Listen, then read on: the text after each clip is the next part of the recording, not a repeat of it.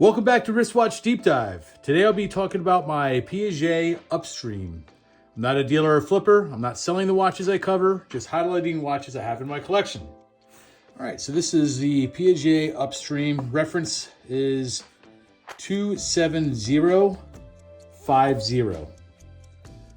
right, take the watch out here. We'll get to all that later. And here is the watch. So it's a 30 millimeter wide stainless steel case, 9.4 millimeters thick. It's a stainless steel integrated bracelet with a deployant clasp that is hidden around the case, as so. This is also called a deployant bezel. This makes it very sleek look, which you cannot see how to open it. The clasp is cloaked around the dial casing. And so there's no clasp around here, which is very unique. I don't think I've ever seen a watch like that before. All right, so this is a Piaget 504P automatic movement. 42-hour power reserve, scratch resistant, cambered sapphire crystal, meaning that it's like a dome but cambered in a arc like that. So it arcs over the dial. There's a push down crown with hacking seconds. It does have a date complication at the 6 o'clock position. There's no lume on this watch. So there are other variants that have lume on the hands and the numerals. The numerals themselves lume up, and you can't tell the difference between that other variant and this one. We'll get to that in a second. But yeah, I couldn't find an example online when I had this one. I got this from a flipper. We'll talk about that too, but couldn't find an example online that did not have the lume. So I ended up having to send an email to Piaget to verify this model does not have lume, this specific model year. They wrote me back an email saying the following: "Thank you for your message to Piaget. I am delighted to confirm that based on your timepiece serial number, it was not created with luminous features on the handset or dial. I trust the above information meets your needs and remain at your entire disposal for further questions." So this is the first year they made this model was 2001, and this is from that model year. They just didn't have lume on the hands or indexes. But I thought the email was funny because in the past when I've emailed other Swiss watch companies, they're extremely courteous. They do take a while to reply, but when they do, they're always very courteous. And I get the feeling that they type it in their, either French, Italian, or German, and then put it through a translator app. And that's why it kind of reads a little weird. But yeah, pretty interesting. So this is a silver white dial with Arabic numerals, solid case back with movement and company information engraved on the back. Kind of see that there. I might be able to show it better to you if I open it up a little bit. Yeah, so you can see that case back there, not much to it. I acquired this watch from a flipper. Okay, so brand info. Piaget is a Swiss luxury watch company that was founded in 1874 by Georges Piaget. The company started out just manufacturing watch movements, but began marketing its own line of watches in the 20th century. In the 50s and 60s, the company found their niche by creating ultra-thin mechanical movements. First in 1957 with hand-wound movement that was only 2 millimeters. Then in 1960, they developed an automatic movement that was only 2.3 millimeters thick. In addition to coin watches, ring watches, brooch watches, and cufflink watches, Piaget created their first pieces of jewelry. So they started kind of dabbling in the high-end jewelry market as well. Building on the success of these ultra-thin movements, Piaget continued to innovate throughout the decades.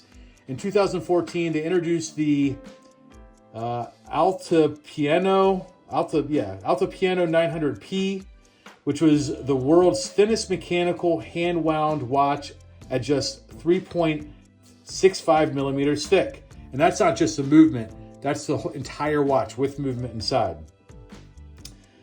This broke the previous record held by JLC incorporating the case and the movement into a single unit to achieve this remarkable thinness.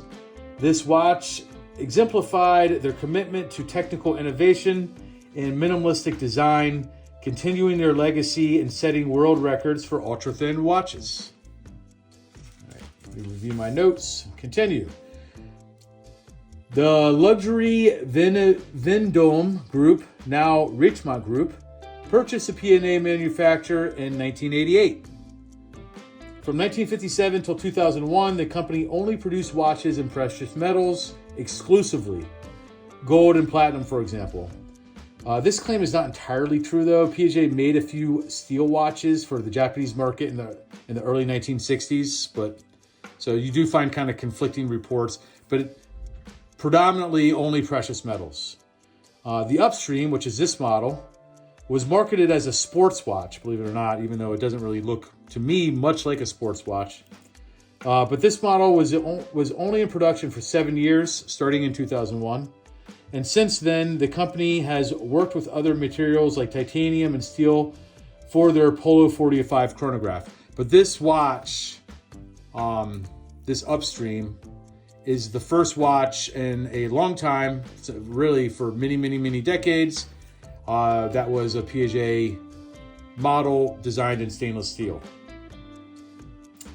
The patented folding bezel system from the Upstream model required 800 hours of R&D and underwent tests including 20,000 consecutive openings and closings to simulate 50 years of usage. The bracelet is entirely hand-finished at the manufacturer. The sales were very high and was considered a commercial success. However, they stopped the Upstream model because company's objective of offering a cost-attractive watch could no longer be met with the very high production costs, in particular for the very sophisticated bracelet. So Piaget, all the precious model or precious metal watches they have models, they're extremely expensive. And when they designed this model, it was their attempt to say, hey, let's enter a watch that is more affordable, to expand the market, but very different from anything else out there. And I think they definitely accomplished that.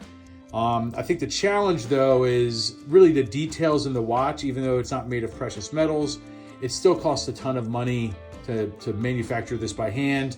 I know that a lot of their tooling inside their factory is not really made to handle stainless steel. So some of the parts and pieces they had to farm out. And then just looking at this bracelet, I don't have any other bracelet like this. It's a very interesting, cool bracelet. So something else, there is an Upstream. The model name is engraved along the side there. It's covered up when closed, but yeah, pretty interesting.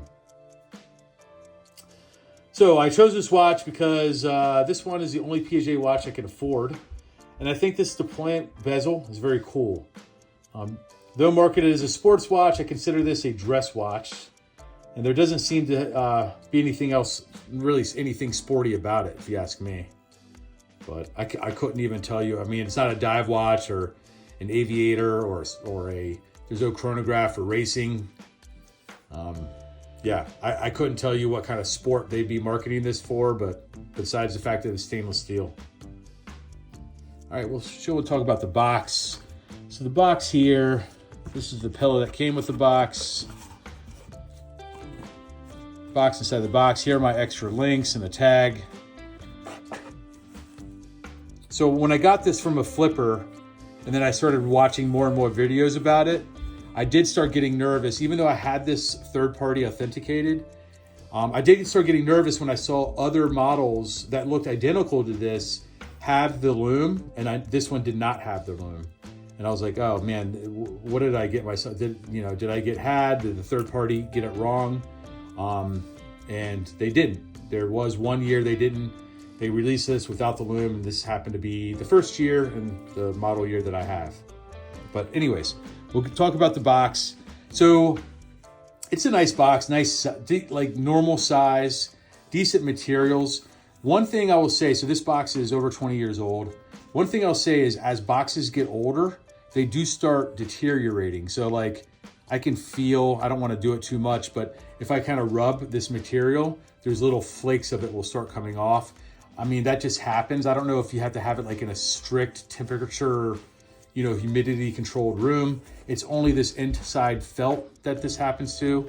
It kind of stinks because it will just get worse over time, I suspect, but I'd rather have the original than, you know, no box at all, really. But yeah, and then that's the box. And then here's the booklet that came with it here. So yeah, pretty nice, pretty standard. To be honest, I thought it would be a little bit more from Piaget because this has such a reputation for a luxury price point, but it is what it is.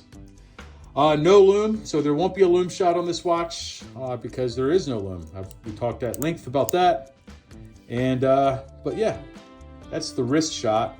And I have to say, I really do. I don't typically like the square or rectangle, but I do like the way this watch fits. It's very cool. It's very different. A little smaller than I'm used to, but again, it works. I think it fits and wears fine. So yeah, let me know what you think. Comment on this video. Please like and subscribe. Or you can shoot me an email at wristwatchdeepdive@gmail.com.